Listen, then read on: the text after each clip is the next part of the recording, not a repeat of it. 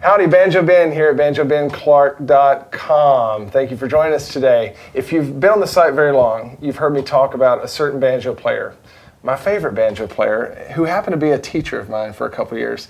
And I'm blessed enough to have him in the studio today, Mr. Alan Munde. Welcome, Alan. Oh, thanks for having me, Ben. Every once in a while, you'll swing through Tennessee. From time to time, I do. And you're on your way to teach at a camp, on your way back from IBMA, and so thank you for stopping by.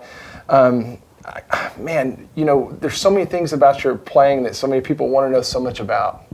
Is that too many so's? No, that's fine. Okay. That's fine. But there's one thing in particular that you're really good at explaining and that I know lots of folks out there want to know.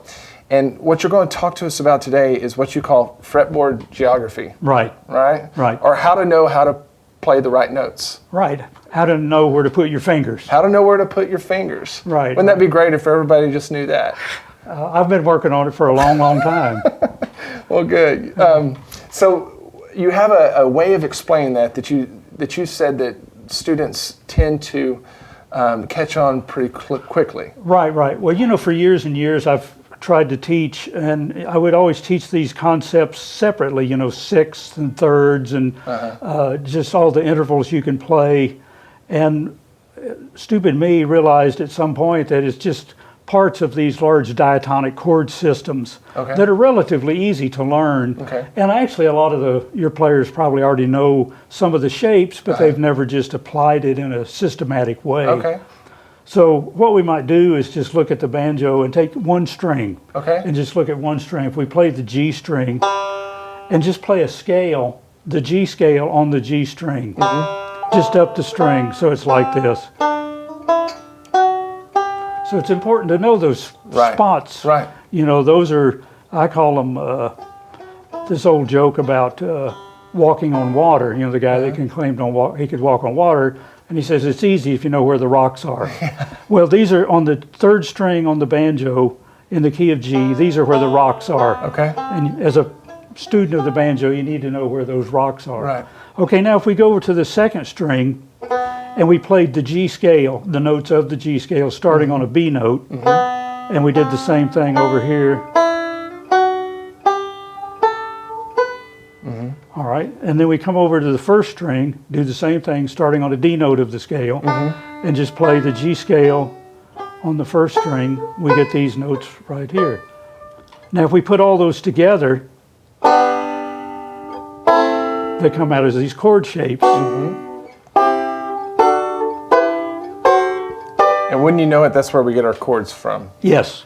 Wow. It's exactly, because we start with a chord. Right. G, B, D. Right. That's a G chord. So every scale step we make forms another chord. So this is G, and you'll recognize this as A minor. And if you move that same shape up 2 frets, you get B minor.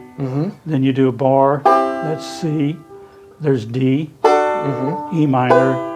We're going to call this F sharp diminished. And then this is G.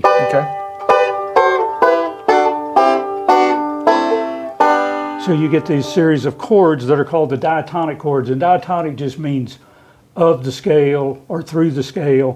So each chord, you're playing a note of the G scale. So there's no foreign objects or weird notes or anything. And you learn to use these. But just real quickly, a G chord is a G and a B, and that's a third. They're called a third because it's G, A, B. They're a third apart, and then B and D are a third apart in the scale also. So a G chord is 2 sets of thirds. There's the second and third, the second and first. So each of these chords is 2 sets of thirds. Every one of them? Yes. Wow. Okay. And so the key to that is not only knowing that scholastically, but what we're going to do is teach you how to use that and why it's practical to know that. Yes, and in a sense, you don't need to know all of this. You know, what you really need to know is where you put your fingers and what it sounds like when you put your fingers down like that. And then one other quick observation before we actually use these is if you look at this system that I just played, it only uses 3 shapes. It uses a major shape, which is a bar. Right. Then it uses the minor shape, which is this one.